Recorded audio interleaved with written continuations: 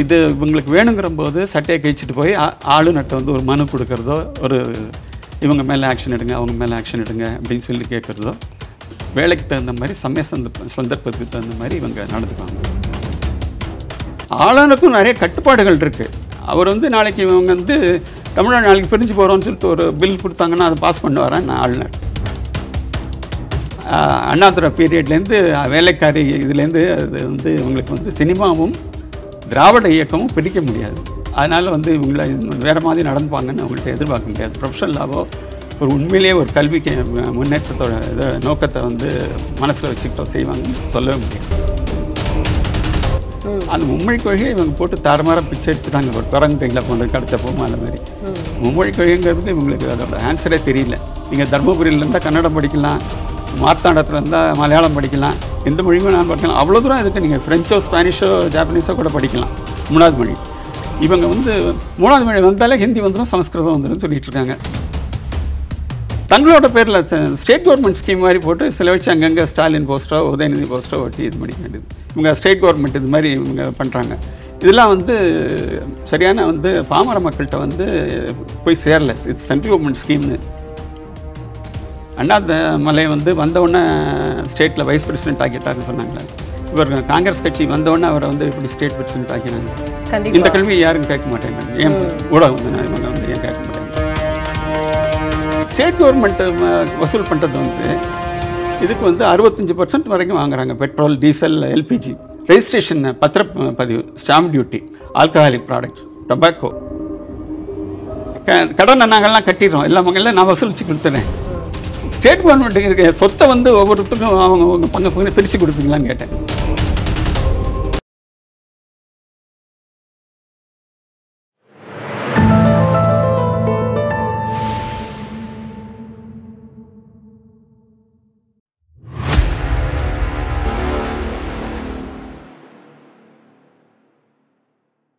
தாமரை TV நேயர்களுக்கு அன்பான வணக்கம். இன்று நமது நேர்காணலில் சிறப்பு விருந்தினர் அரசியல் விமர்சகர், துக்ளக் வாசகர் பண்பளவன் அவர்கள் நம்மோடு இருந்திருக்கிறார். சார் வணக்கம். சார் வணக்கம் மேடம். இன்னைக்கு தமிழ்நாட்டில் நிறைய விஷயங்களை வந்து நம்ம பார்த்துக்கிட்டு தான் இருக்கோம். அதில் முக்கியமாக தமிழ்நாடு முதலமைச்சருக்கும் கவர்னருக்கும் ஆகவே ஆகாதா அப்படிங்கிற ஒரு விஷயம் தமிழ்நாட்டில் இருக்கு. ஆனால் கேரளா அரசுக்கும் கவர்னருக்குமே ஆகாதா அப்படிங்கிற ஒரு விஷயம் இன்னைக்கு சர்ச்சையாக எழுந்துட்டு இருக்கு. இதுல வந்து பெயருக்காக மட்டும்தான் ஆளுநர், அவருக்கு வந்து பதவியும் கிடையாது, அதிகாரமும் கிடையாது, எந்த ஒரு விஷயத்திலும் முடிவெடுக்கக்கூடிய முதலாளிகள் கிடையாது அப்படிங்கிற மாதிரியான ஒரு ஆர்டிக்கிள் வந்து 10ஆம் வகுப்பு சமூக அறிவியல் புத்தகத்துல இன்னைக்கு இடம் பெற்றிருக்கு. இது வந்து இன்னைக்கு உச்ச நீதிமன்றம் வரைக்கும் வந்து ஒரு விவாத பொருளாக இருக்கு. நீங்க ஏற்கனவே கவர்னரை பத்தி நிறைய ஆர்டிக்கிள் எழுதியிருக்கீங்க. இதை பத்தின உங்க கருத்துக்கள்? 3 விஷயம். அதில் ஃபஸ்ட்டு வந்து தமிழ்நாடு தான் அதுக்கு முன்னோடி. அண்ணாதுரை காலத்தில், அதுவும் அவங்க எதிர்கட்சியானும் சரி, அப்புறம் 1967 ஆட்சியை பிடிச்சதுக்கப்புறமும் சரி, ஆட்டுக்கு தாடி எதற்கு, நாட்டுக்கு கவர்னர் எதற்கு, இதில் ஆரம்பித்தாங்க. அங்கேருந்து ஆரம்பித்தது கிளாஷ். ஏன்னா ஒரு கவர்னருங்கிறது வந்து 2 விஷயம் சொன்னாங்க இவங்க. முதல்ல கவர்னருக்கு பவரே கிடையாது, அந்த பதவி எடுத்துடணுன்னாங்க. இன்னொரு அப்புறம் என்ன சொன்னாங்கன்னா, ஆளுநர் வந்து வெறும் தபால்காரர் தான், டெஸ்பாச் கிளர்க்கு அப்படின்னு சொன்னாங்க. இது இவங்களுக்கு வேணுங்கிற போது சட்டையை கிழிச்சிட்டு போய் ஆளுநர்கிட்ட வந்து ஒரு மனு கொடுக்குறதோ, ஒரு இவங்க மேலே ஆக்ஷன் எடுங்க, அவங்க மேலே ஆக்ஷன் எடுங்க அப்படின்னு சொல்லி கேட்குறதோ, வேலைக்கு தகுந்த மாதிரி சந்தர்ப்பத்துக்கு தகுந்த மாதிரி இவங்க நடந்துக்குவாங்க. அப்புறம் ஆளுநருக்கு வந்து அதிகாரமே கிடையாதுங்கிறது ரொம்ப தப்பான புரிதல். என்ன, ஆர்டிக்கிள் 200 வந்து ரொம்ப கிளியராக சொல்லியிருக்கு. கவர்னருக்கு வந்து வித்ஹோல்டு பண்ணுறது, அதுவும் இன்டெஃபினட் பீரியடுக்கு வித்ஹோல்டு பண்ணுறதுக்கு அதிகாரம் கிடையாதுன்னு சொல்லியிருக்கு. அதனால தான் அவங்க வந்து இவருக்கு கவர்னருக்கு 30 நாளும் பிரசிடெண்ட்டுக்கு வந்து 90 நாளும் கொடுத்தாங்க. அது வந்து article 142 extraordinary powers for completion of the justice அப்படின்னு சொல்லிட்டு இது சுப்ரீம் கோர்ட் பண்ணது. அது வந்து எனக்கு தெரிஞ்சு, என்னோட அறிவுக்கு எட்டின வரைக்கும் முதல்ல வந்து சமீப காலத்தில் ராஜீவ்காந்தி அசாசினேஷன் கேஸில் எல்லாரையும் விடுதலை பண்ணாங்களே, இந்த 6 பேரை, அப்போ தான் அவங்க வந்து இது பண்ணாங்க.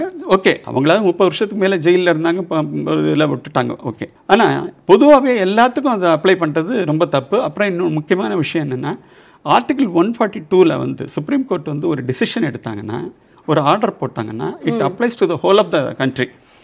தமிழ்நாடு கவர்னர் விஷயத்தில் அவங்க உத்தரவு போட்டால் கூட அது ஜம்மு காஷ்மீர்லேருந்து, குஜராத்லேருந்து, அஸ்ஸாம்லேருந்து, கேரளா வரைக்கும் எல்லா ஸ்டேட்டுக்கும் பொருந்து. அதை அதோட பின்விளைவுகள்லாம் யோசித்து பார்த்துட்டு முன்கூட்டியே வந்து அவங்க இது பண்ணிட்டு முடிவு எடுத்துருக்கணும். ஸோ அந்த கோர்ட்டோட இதே வந்து ஆர்டர் தப்பு. அதனால் வந்து அப்புறம் வந்து கான்ஸ்டியூஷனல் போஸ்ட் அது ஆளுநருங்கிறது. முதலமைச்சருங்கிறது பொலிட்டிக்கல் அப்பாயிண்டி. இவர் வந்து பிரசிடென்ஷியல் அப்பாயின்மெண்ட்டில் பொது ஒரு லீகல் டெர்மினாலஜி. அதோட அர்த்தம் என்னென்னா வீட்டுக்கு போகாதேன்னு சொல்கிற வரைக்கும் அவர் அதில் இருக்கலான்னு. சில பேர் சொல்கிறாங்க 3 வருஷம் இதாகிடுச்சு முடிஞ்சு போகணும். 3 வருஷம் கவர்னருக்கு வந்து டேர்ம் கொடுத்துருந்தா கூட அடுத்த கவர்னர் வர வரைக்கும் அவர் பதவியில் இருக்கலாம். ஏன்னா அந்த பதவி வேக்கண்ட்டாக ஒரு நாள் இருக்க முடியாது. புது கவர்னர் வர வரைக்கும் அசம்பிளியிலேருந்து 2 விதமான பில் வரும். ஒன்று மணி பில்னு பேர், அதாவது செலவுகள், வரவுகள், முதலீடுகள், இந்த மாதிரி இதுக்கு. மணி பில் வந்துன்னா வந்து பெரும்பாலும் வந்து திருப்பி அனுப்ப மாட்டார் கவர்னர். அவர் வந்து 99.99% ஹீ கேன் சீக் கிளாரிஃபிகேஷன். ஆனால் வந்து திருப்பி அனுப்பக்கூடிய அதிகாரம் அவருக்கு இல்லை. ஆனால் அதே மாதிரி இன்டெஃபினட்டாகவும் வச்சுக்க முடியாது. வித் ஹோல்டிங் தசன் சொல்லுவாங்க இல்லையா, அது மாதிரி பிரசிடென்ட்டுக்கும் அனுப்ப முடியாது. அது மணி பில் ஆல்மோஸ்ட் வந்து உங்களுக்கு எங்கேயும் டிஸ்பியூட் இல்லாமல் பாஸ் ஆகிடும். மிஞ்சி போனால் ஒரு 10 நாளோ 15 நாள் டிலே ஆகலாம். கரஸ்பான்ஸ் எதாக இருந்ததுனால அது கூட பெரும்பாலும் வந்து அன்னெசரி கரஸ்பான்ஸ் இவர் வந்து ஆளுநர் பண்ண மாட்டார். ஆனால் இதை பொறுத்த வரைக்கும் நான் மானிட்டரி பில் ஒன்றும் இல்லை. ஃபார் இன்ஸ்டன்ஸ் நமக்கு அந்த நடுவில் ஒரு 13 பில்லு வித்ஹோல்டு பண்ணி வச்சுருந்தான்னு சொன்னாங்க இல்லையா, அதில் 10 பில்லோ 11 பில்லு வந்து எல்லாம் ஒரே பில் தான், தனித்தனியாக அவங்க போட்டு வச்சுருந்தாங்க. என்ன காரணம்னா மதுரை காமராஜ் யூனிவர்சிட்டிக்கு ஒன்று, திருச்சி பாரதிதாசன் யூனிவர்சிட்டிக்கு ஒன்று, இந்த மாதிரி கோயம்புத்தூர் பாரதியார் யூனிவர்சிட்டிக்கு ஒன்று, இந்த மாதிரி தனித்தனி பில்லை போட்டு அது 13 பில் அவுட் ஸ்டாண்டிங்னு சொன்னாங்க. அந்த இதை எதுக்காக நிறுத்தி வச்சார்னா, இவங்க வந்து சர்ச் கமிட்டின்னு பேரும். சர்ச் கமிட்டியில் வந்து ஒன் ஆஃப் த மெம்பர்ஸ் வந்து யூஜிசி யூனிவர்சிட்டி கிராண்ட்ஸ் கமிஷன், அவங்களோட ரெப்ரசன்டேட்டிவ் ஒருத்தர் சர்ச் கமிட்டியில் இருக்கணும் அந்த வைஸ் சான்சலர் அப்பாயின்மெண்ட்டுக்கு. ஆனால் இவங்க யூஜிசியோட ரெப்ரசன்டேட்டிவ் இல்லாமல் முதலமைச்சரே அப்பாயின்ட் பண்ணலாங்கிற மாதிரி பில்லை கொண்டு வந்தாங்க. ஆளுநரையும் பைபாஸ் பண்ணி ஆளுநர் வந்து யூஜிசிக்கு எழுதி அவங்க சார்பில் ஒரு ரெப்ரசன்டேட்டிவ் இது பண்ணாமல் இவங்க தனிச்சையாக இது பண்ணாங்க. அப்போ கூட என்ன சொன்னாங்கன்னா சுப்ரீம் கோர்ட்டில் நீங்கள் வந்து வைஸ் சான்சலர் அப்ளை பண்ணலான்னு சொன்னாங்களே ஒழிய யூஜிசி ஆக்ட் படி யூஜிசி வந்து ஃபண்டு பண்ணோம்னா அவங்களோட ரெப்ரசன்டேட்டிவ் இல்லாமல் உங்களுக்கு வைஸ் சான்சலர் அப்பாயிண்ட் பண்ண முடியாது. அதை வந்து இதை வந்து சரியான பாயிண்ட் வந்து நிறைய பேருக்கு தெரியல. இவங்க ஸ்டேட் கவர்மெண்ட் நினச்சா என்ன வேணாலும் பண்ணலான்னு நினச்சி. ஆளுநருக்கும் நிறைய கட்டுப்பாடுகள் இருக்குது. அவர் வந்து நாளைக்கு இவங்க வந்து தமிழ்நாடு நாளைக்கு பிரிஞ்சு போகிறோம்னு சொல்லிட்டு ஒரு பில் கொடுத்தாங்கன்னா அதை பாஸ் பண்ணுவாரன் ஆளுநர். கண்டிப்பா என்ன அவர் ஒரு ஏஜென்ட் அப்படிங்கிற மாதிரியான ஒரு ஏஜென்ட்டுங்கிறது வந்து கவர்னர் பேர்லையும் பிரசிடென்ட் பேர்லையும் நீங்கள் வந்து 261 படி இவங்க மேலே வந்து நீங்கள் கேஸோ எதுவோ கோர்ட்டில் ஃபைல் பண்ண முடியாது. ஸோ இவங்க மேலே வந்து சுப்ரீம் கோர்ட்டில் கேஸ் போட்டதே தப்பு. அது இன்னும் அவர் மேலே பர்சனல் கேஸ் போட்ட மாதிரி இது பண்ணி வெளியிலலாம் போயிட்டு அவர் சென்ட்ரல் கவர்மெண்ட் இது சுப்ரீம் கோர்ட் வந்து அந்த ஆர்டர் கொடுத்தோடனே அவங்க குதிச்சு இதை பெரிய வெற்றி கிடைச்ச மாதிரிலாம் பண்ணாங்க. அதெல்லாம் ரொம்ப தப்பு. கேரளா இதை வந்து இந்த மாதிரி புஸ்தகம் வந்து கண்டிக்கிறேன். தமிழ்நாட்டிலேயும் நிறைய நம்ம லோயர் லெவலில் வந்து ஹைஸ்கூல்லையோ இதுலேயோ வந்து நிறைய நம்ம தமிழ்நாடு பொலிட்டீஷியன்ஸை பற்றி முக்கியமாக டிஎம்கே பற்றி ஏதோ இந்திய சுதந்திரம் வேண்டான்னு சொன்னவங்களுக்கு துக்க தினமாக கொண்டாடினவங்க அவங்களெலாம் வந்து பெரிய தலைவராக்கி உண்மையான தலைவர்கள் தியாகிகளோட வீர வரலாறு இதெல்லாம் மறைச்சிட்டு அவங்க இதை வந்து நம்ம டெக்ஸ்ட் புக்கில் வச்சுருக்காங்க. முக்கியமாக கவர்மெண்ட் ஸ்கூல்லையும் கவர்மெண்ட் எய்டட் ஸ்கூல்ஸ்லையும். ஸோ இதனால் இது வந்து வன்மையாக கண்டிக்கப்பட வேண்டியது. அரசியலமைப்பை காப்பாற்றணும்னு நினைக்கிறவங்க கண்டிப்பாக இந்த புத்தகத்தை எல்லாம் கண்டிப்பாக படிக்கணும் அப்படின்னு சொல்லிட்டு கல்வி அமைச்சர் கேரளா அமைச்சர் வந்து சிவன்குட்டி சொல்லியிருக்காரு. இப்போது தமிழக அரசும் வந்து இதுக்கான வந்து விஷயங்களை கையில் எடுத்துகிட்டு போனாங்க. இன்றைக்கி திரும்பவும் இந்த விஷயம் வாதத்துக்கு வந்திருக்கு. ஏன் திரும்ப கேரளாவும் தமிழ்நாடும் வந்து இந்த ஆளுநர் விஷயங்கள்லேயே வந்து அதிகமாக ஈடுபாடு கொண்டு இருக்காங்க? இதுக்கு வந்து 2-3 காரணம் தான். முதல்ல வந்து பிஜேபி எதிர்க்கணும், மோடி எதிர்க்கணும். இவங்களே வந்து காங்கிரஸோட நிறைய தடவை கைகோத்து எலெக்ஷன்லாம் இது பண்ணியிருக்காங்க, கண்டெஸ்ட் பண்ணியிருக்காங்க. யூனியன் நான் சொல்லுது லோக்சபா எலெக்ஷனில் இவங்க வேலைக்கு தகுந்த மாதிரி பேசிப்பாங்க. அதனால் வந்து இதை வந்து பிரச்சனை இல்லைங்கிற போது ஒரு பிரச்சனையை கொண்டு வருது. அதில் ஒரு பிரச்சனை இப்போ இதாக ரொம்ப பெருசாக ஆகும்போது அந்த பிரச்சனையோட வேகத்தை வீரியத்தை குறைக்கிறதுக்கு இன்னொரு பிரச்சனையை கிளப்பி விடுறது. இதெல்லாம் தான் பொலிட்டீஷியன்ஸோட பிரெயின் கேம். இன்னைக்கு கல்வியில் சிறந்த தமிழ்நாடுன்னு சொல்லிட்டு ஒரு நிகழ்ச்சியை வந்து நடத்தியிருந்தாங்க. ஆனால் கல்வியாளர்கள் யாருமே அதில் பங்கேற்கலை அப்படிங்கிறத நம்ம பார்க்குறோம்.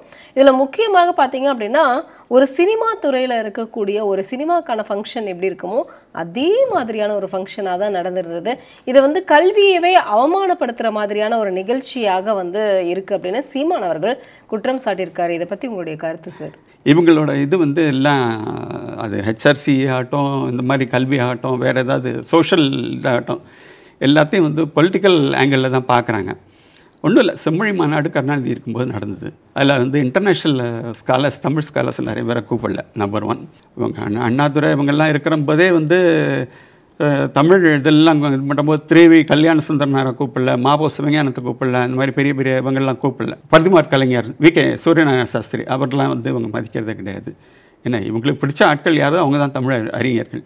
அப்புறம் இங்கே சொன்ன மாதிரி சினிமா மாதிரி தான் நடக்குது. என்ன காரணம்னா ஒன்றும் இல்லை. அதுக்கு ரீசெண்ட் எக்ஸாம்பிள் என்னென்னா, இப்போ அரசனர் தோட்டம் இந்த இது இருக்குல்லையா, ஓமந்தூரார் மருத்துவமனை, அங்கே அசம்பிளி வரதா இருந்தது இல்லையா, அங்கே வந்து பாதி முடிச்சுட்டு ஒரு முக்கால்வாசி கடைசி நேரத்தில் அதை செட்டெல்லாம் போட்டு தான் அதை வந்து இனாகரேட் பண்ணி திறந்து வச்சு தான் ஒரு இது பண்ணாங்க. அதனால் வந்து இவங்களுக்கு வந்து இந்த சினிமா ட்ராமா வந்து அண்ணாதுரை பீரியட்லேருந்து வேலைக்காரி இதுலேருந்து அது வந்து இவங்களுக்கு வந்து சினிமாவும் திராவிட இயக்கமும் பிரிக்க முடியாது. அதனால் வந்து இவங்களை வேறு மாதிரி நடந்துப்பாங்கன்னு அவங்கள்ட்ட எதிர்பார்க்க முடியாது. ப்ரொஃபஷனலாவோ ஒரு உண்மையிலேயே ஒரு கல்விக்கு முன்னேற்றத்தோட நோக்கத்தை வந்து மனசில் வச்சுக்கிட்டோ செய்வாங்கன்னு சொல்லவே முடியாது. இன்னைக்கு வந்து மத்திய கல்வி அமைச்சர் வந்து ஒரு விஷயத்தை வெளிப்படையாக சொல்லியிருக்காரு. நீங்கள் புதிய கல்விக் கொள்கை திட்டத்தை வந்து நீங்கள் ஏற்றுக்கணும். அது மட்டும் இல்லை, சமக்ர சிக்ஷா இந்த திட்டத்தை நீங்கள் கையில் எடுத்துக்கிட்டால் மட்டும்தான் தமிழக அரசுக்கு நிதியை மத்திய அரசாங்கம் ஒதுக்கும் அப்படின்னு அன்பில் மகேஷ் பொய்யாமொழி அவர்களுக்கும் எம்பி அவர்களையும் கூப்பிட்டு இந்த விஷயத்தை தெளிவாக விளக்கம் சொல்லியிருக்காரு. இதுக்கப்புறம் தமிழக அரசு இது ஏற்றுக்குமா? ஏன்னா ஏற்கனவே கையெழுத்து போட்டதே போடலைன்னு சொல்லிட்டாங்க. ஆனா இப்போ அதை வந்து அவர் தெளிவா கூப்பிட்டு விளக்கமாகவே சொல்லிட்டாரு. கொடுத்தா NEP ஏத்துக்கிட்டா கண்டிப்பா நிதி இருக்கு அப்படின்னு. இப்போ தமிழக அரசோட நிலை என்னவா? அது அப்போ இருந்து சீஃப் செக்ரட்டரி வந்து நாங்கள் ஏற்றுக்கிறோம் லெட்டர்லாம் எழுதி கொடுத்துட்டாரு. ஐ திங்க் மார்ச் 2024 நினைக்கிறேன். அதில் 2 இன்ஸ்டால்மெண்ட்டும் அவங்க வாங்கிட்டாங்க. 3வது இன்ஸ்டால்மெண்ட் சீக்கிரம் ரிலீஸ் பண்ணுங்கன்னு அவர் எழுதி கொடுத்துருக்காரு. அந்த லெட்டர்லேயே இருக்குது. பிஎம் ஸ்ரீங்கிறது செப்பரேட் அது எல்லோருக்கும் கல்வி, அந்த இது ஆரம்ப கல்வியிலேருந்து உயர்நிலை இது வரைக்கும். இது பிஎம் ஸ்ரீ என்னென்னா 2 விஷயம் வந்து அதான் ஐடி செக்டரில் அவங்களுக்கு தனியாக ஒரு லேபு, அதுக்கு ஒரு டீச் பண்ணுறதுக்கு ஒருத்தர் அப்பாயிண்ட் பண்ணி அதெல்லாம் பண்ணி இது பண்ணால் அதோடு சேர்ந்து இந்த மும்மொழி கொள்கையும் சேர்த்து கொண்டு வரணுன்ட்டு அந்த மும்மொழி கொள்கையை இவங்க போட்டு தாரமாரம் பிச்சை எடுத்துட்டாங்க. ஒரு குரங்கு கையில் போனது கிடச்ச போமா அந்த மாதிரி. மும்மொழி கொள்கைங்கிறதுக்கு இவங்களுக்கு அதோட ஆன்சரே தெரியல. அது முதல்ல வந்து நீங்கள் தர்மபுரியில் இருந்தால் கன்னடம் படிக்கலாம், மார்த்தாண்டத்தில் இருந்தால் மலையாளம் படிக்கலாம், எந்த மொழியுமே நான் படிக்கலாம். அவ்வளோ தூரம் இதுக்கு நீங்கள் ஃப்ரெஞ்சோ ஸ்பானிஷோ ஜாப்பனீஸோ கூட படிக்கலாம். 3வது மொழி இவங்க வந்து 3வது மொழி வந்தாலே ஹிந்தி வந்துடும், சமஸ்கிருதம் வந்துடும் சொல்லிட்டு இருக்காங்க. அது வந்து இவங்களோட வந்து இப்போ 100 தூரம் சொன்ன போய் உண்மையாகிடுங்கிற மாதிரி தான் இருக்குது, வேறு ஒன்றும் இல்லை. போன வருஷம் வந்து கிட்டத்தட்ட 54,000 கோடி வந்து ஸ்டேட் கவர்மெண்ட் வந்து எஜுகேஷனுக்கு அலோகேட் பண்ணியிருக்கு. பட்ஜெட்டில் அது மென்ஷன் பண்ணியிருக்காங்க. பட்ஜெட்லேயே வந்து இதுக்கு அதாவது primary education, higher education, collegiate education கிடையாது. இதுக்கு வந்து கொடுத்துருக்கும் போது அதில் வந்து பார்த்திங்கன்னா போன வாரம் 60,000 பேர் நினைக்கிறேன் இது கவர்மெண்ட் டீச்சர்ஸு. அவங்களுக்கு மட்டும் வந்து கல்வி, ஓய்வூதியம், ஏற்கனவே ரிட்டையர் அவங்க எல்லாம் சேர்த்து 64,000 கோடி வருது. இவங்களே 52,000 கோடி இது பண்ணிட்டு அலோகேட் பண்ணிட்டு அங்கேயே துண்டு விழுது. அப்படிங்கும்போது இந்த 2,300 கோடி அது சென்ட்ரல் கவர்மெண்ட்லேருந்து வரலன்னு சொல்லிட்டு அதை ஒரு பெரிய இஷ்யூ ஆகிடும். உங்களுக்கு 52,000 கோடிக்கு முதல்ல கணக்கு காட்டுங்க, அப்புறம் 2,000 கோடியை பற்றி பேசலான்னு சொன்னார். எப்படி செலவழிச்சிங்க என்னங்க, அது நல்ல ஒரு பாயிண்ட். அதை யாரும் பொலிட்டீஷியன்ஸ் வந்து எடுத்து பேசலை, எனக்கே ஆச்சரியமாக இருந்தது. அதனால் இவங்க வந்து முதல்ல சென்ட்ரல் கவர்மெண்ட் கொடுக்குற ஃபண்டு ஜென்ரலாகவே அது எந்த நோக்கத்துக்கு கொடுக்குறாங்களோ அதை ஒழுங்காக செலவழிக்கிறது கிடையாது. 2 விஷயம் தப்பு பண்ணுறாங்க. ஒன்று, கொடுத்த பணத்தை முழுமையாக செலவழிக்காமல் கொஞ்சம் பணம் திரும்பி போயிடுது, ஏன்னா அந்த பர்டிகுலர் இதுக்கு வந்து செலவழிக்கலன்னு முடியாது. 2வது டைவர்ட் பண்ணுறது. அப்புறம் வந்து 3வது வந்து தங்களோட பேரில் ஸ்டேட் கவர்மெண்ட் ஸ்கீம் மாதிரி போட்டு செலவழித்து அங்கங்கே ஸ்டாலின் போஸ்ட்டோ உதயநிதி போஸ்ட்டோ ஒட்டி இது பண்ணிக்க வேண்டியது. இவங்க ஸ்டேட் கவர்மெண்ட் இது மாதிரி இவங்க பண்ணுறாங்க. இதெல்லாம் வந்து சரியான வந்து பாமர மக்கள்கிட்ட வந்து போய் சேரலை. இது சென்ட்ரல் கவர்மெண்ட் ஸ்கீம்னு வந்து ஏழைகள் ஒவ்வொருக்கும் கனவு இல்லம், அதை வந்து இவங்க அப்படியே வந்து கலைஞரின் கனவு இல்ல திட்டம்னு பேர் மாற்றி இது பண்ணிட்டாங்க சென்ட்ரல் கவர்மெண்ட். அது மட்டும் இல்லை, கிசான் இதில் வந்து சம்மான் இந்த நிதின்னு சொல்கிறோம் இல்லையா, விவசாயிகளுக்கு ஒரு 3-4 வருஷத்துக்கு முன்னாடி விவசாயிகள் இல்லாதவங்க பேரெல்லாம் கிளைம் பண்ணி கிட்டத்தட்ட அது 300 கோடி ஏதோ தமிழ்நாட்டில் மட்டும் போச்சு. அதனால் இவங்க மிஸ்யூஸ் பண்ணுறதோ, டைவர்ட் பண்ணுறதோ, இல்லை பாதி செலவழிச்சிட்டு மிச்சத்தை வந்து இது பண்ணுறதோ, பொய்க்கணக்கு இது கொடுக்கும். இவர் பீரியடில் கூட பிடிஆர் பழனிவேல் தியாகராஜன் இருக்கும்போது கூட கேட்டாங்க, ஜிஎஸ்டி பாக்கி இருக்குது, ஜிஎஸ்டி பாக்கின்னு கிட்டத்தட்ட 1 வருஷம் 1.5 வருஷம் அப்படியே ஓட்டிகிட்டு இருந்தாங்க. அப்புறம் பார்த்தா அவங்க சீதாராமன் வந்து நிர்மலா சீதாராமன் பேரை கேட்டாங்க, இது வரைக்கும் நாங்கள் கொடுத்ததுக்கு நீங்கள் கணக்கு கொடுங்க, எவ்ரி குவார்ட்டர் இப்போ மந்த்லி கொடுக்குறாங்க. அப்போ எவ்ரி குவார்ட்டர் வந்து அந்த முடிஞ்ச உடனே இவங்க பில் கொடுத்தா அதை கிளியரன்ஸ் பண்ணி அடுத்த இன்ஸ்டால்மெண்ட் ரிலீஸ் பண்ணாங்க. அப்படி இருந்தது.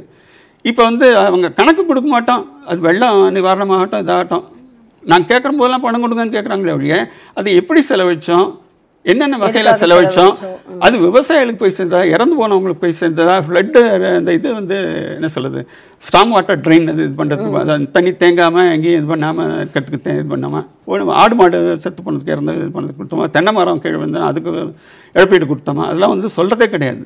இவங்க வந்து திமுக வந்து எதிர்கட்சியில் இருக்கும்போது வெள்ளை அறிக்கை கொடு வெள்ளை அறிக்கை கொடுன்னு 1000 தடவை எது கேட்டாலும் வெள்ளை அறிக்கை கொடு, இல்லைன்னா முதலமைச்சர் ரிசைன் பண்ணணும். இந்த 2 தான் அவங்களுக்கு தெரிஞ்சது. இப்போ இவங்க ஆட்சிக்கு வந்ததுக்கப்புறம் எதுக்கும் வந்து அவங்க வந்து ஒன்று பதில் சொல்கிறது இல்லை, நம்ம ஒரு கேள்வி கேட்டால் அவங்க எதிர்கேள்வி வேறு ஒன்று போட வேண்டியது. சின்ன குழந்தைகள் சண்டை போட்டுக்கும் தெரியுமா, நீ என்னோட பென்சிலை தட்டினேன், நீ என்னோட ஜாமெட்ரி பாக்ஸை தட்டினே அப்படின்னு சொல்லும். அது மாதிரி இவங்க வந்து 2 பேரும் இது பண்ணிக்கிறது. அதனால் இவங்களுக்கு வந்து நேரடியாக பதில் சொல்கிறதுக்கு ஒன்றும் தெம்பு இல்லை, திராணி இல்லை, அல்லது வந்து பயப்படுறாங்க. இன்னைக்கு ஒரு முக்கியமான ஒரு விஷயம், எடப்பாடி அவர்கள் பேசும் பொழுது அவரை வந்து பிச்சைக்காரன், ஒட்டு போட்ட சட்டக்காரன், இவெல்லாம் வந்து பேசலாமா அப்படின்னு சொல்லியிருக்காரு. அரசியல் நாகரிகத்தை நாங்கள் சொல்லிக் கொடுக்குறோம், காங்கிரஸுக்கு வாங்க அப்படின்னு சொல்லிட்டு எடப்பாடிக்கு பதிலடி கொடுத்துருக்காரு செல்வ பெருந்தகை. ஏற்கனவே திமுகவுடைய பேச்சு எப்படி இருக்கும் நம்ம எல்லாருக்குமே, என் பொன்முடி அவர்கள் பேசினது, RS பாரதி பேசினதெல்லாம் நம்மளுக்கு தெரியும். ஆனால் இவர் சொன்ன விஷயம் வெளிப்படையாக ஒரு விஷயத்த கருத்து சொல்லியிருக்காரு.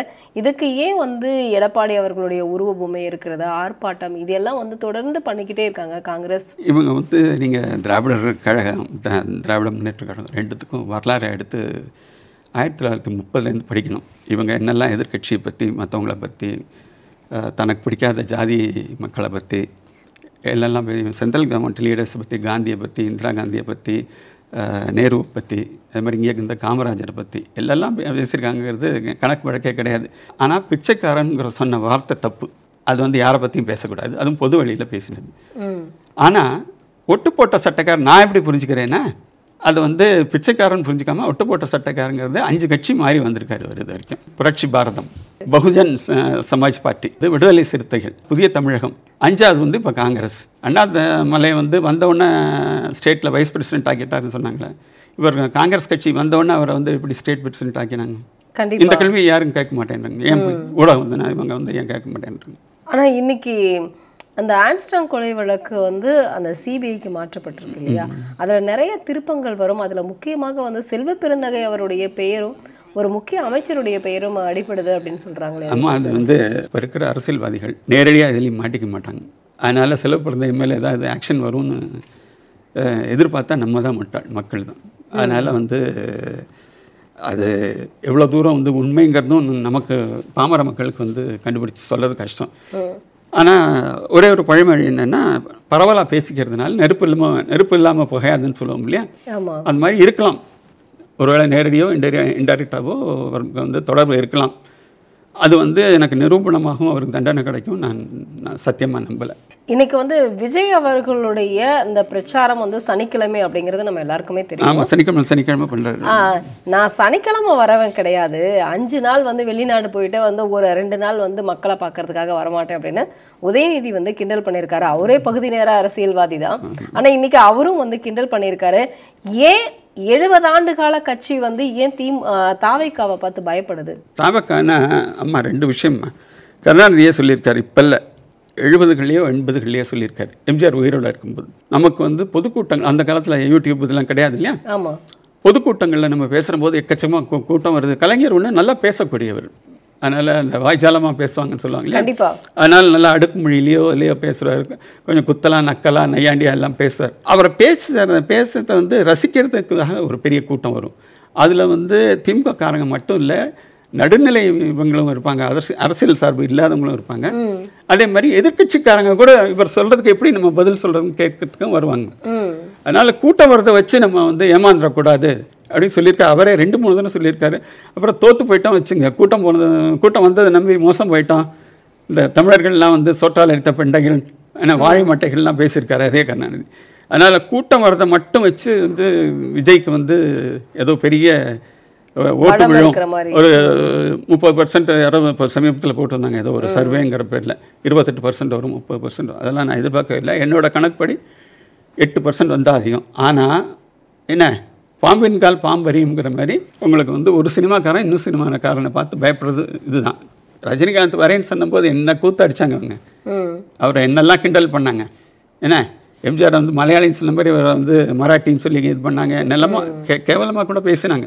இன்னைக்கு வந்து இந்த ஜிஎஸ்டி வந்து நம்ம எல்லாருக்குமே தெரியும், ஒரு 2 ஸ்லாப்ல வந்து ரொம்ப மக்களுக்கு ஒரு உபயோகமான ஒரு விஷயம் அப்படின்னு நம்ம எடுக்கலாம். ஆனா இருக்கக்கூடிய எதிர்க்கட்சிகள், கூட்டணி கட்சிகள் எல்லாமே 60 லட்சம் கோடியை வந்து மத்திய அரசாங்கம் வந்து சுருட்டிக்குச்சு. ஆனா இன்னைக்கு மக்கள் கிட்ட மன்னிப்பு கூட கேட்காம இருக்கிறாரு மோடி, நிதியமைச்சர் வந்து பதில் சொல்லாம இருக்காங்க அப்படின்னு சொல்லிட்டு குற்றம் சாட்டிக்கிட்டே இருக்காங்க.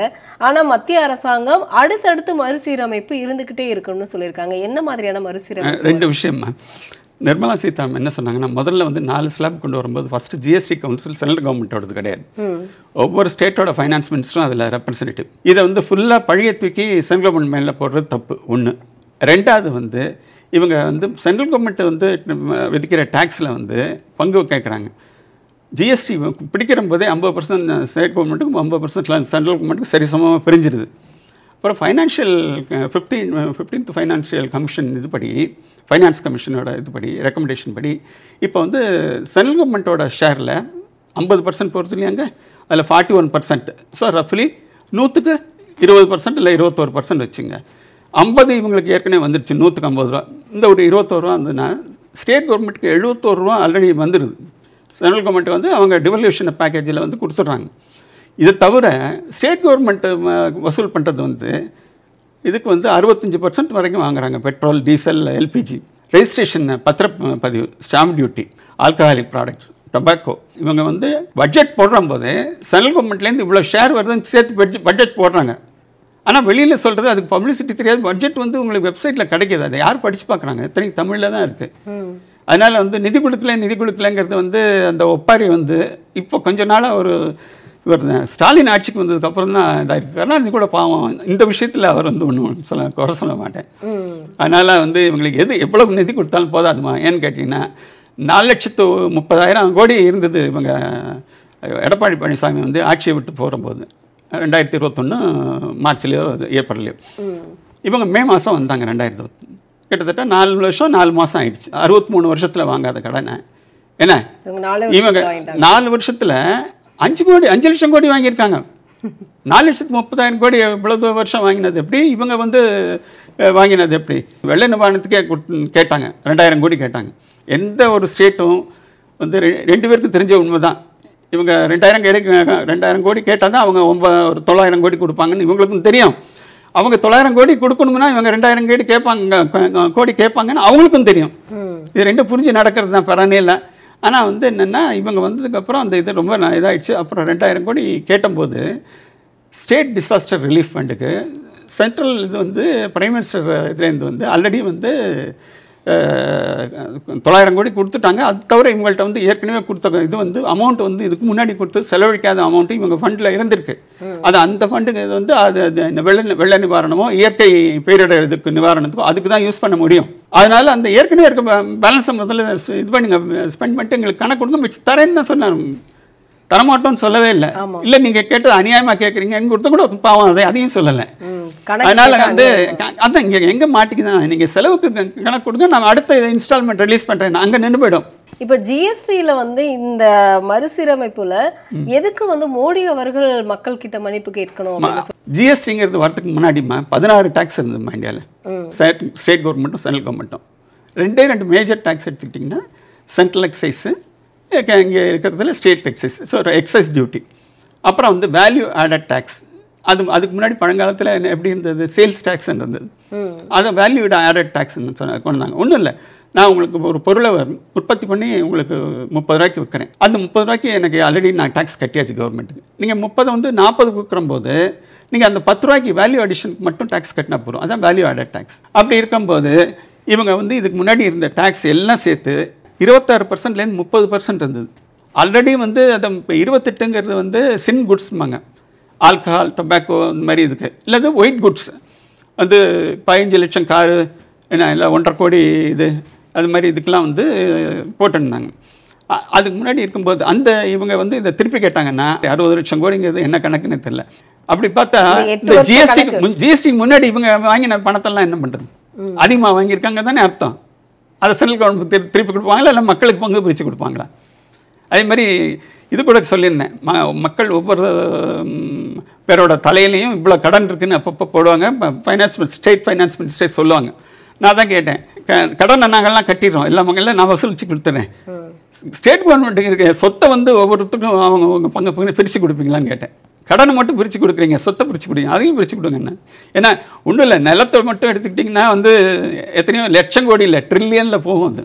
கண்டிப்பாக. அதனால் வந்து இது வந்து கொஞ்சம் ஃபூலிஷ் ஆர்கியூமெண்ட் தான். இது வந்து அதாவது சொல்கிறேன், மக்களுக்கு 2 விஷயம், அப்ளிகேஷன் ஆஃப் மைண்ட் இல்லை, 2வது புரிஞ்சவங்க வந்து நமக்கு எதுக்குன்னு விட்டு போயிடுறாங்க. இல்லைன்னா இது தெரியல, இதெல்லாம் நமக்கு வேண்டாத யாரோ பெரியவங்க பேசிக்கிறாங்க, படித்தவங்க, நமக்கு எதுக்கு அப்படின்னு சொல்லிட்டு அப்போ அன்றாட வாழ்க்கையை பார்க்குறவனுக்கு அவனுக்கு எத்தனையோ விஷயம் இருக்குது, கவலை இருக்குது. அதனால் அதை இவங்க வந்து மிஸ்யூஸ் பண்ணுறாங்க.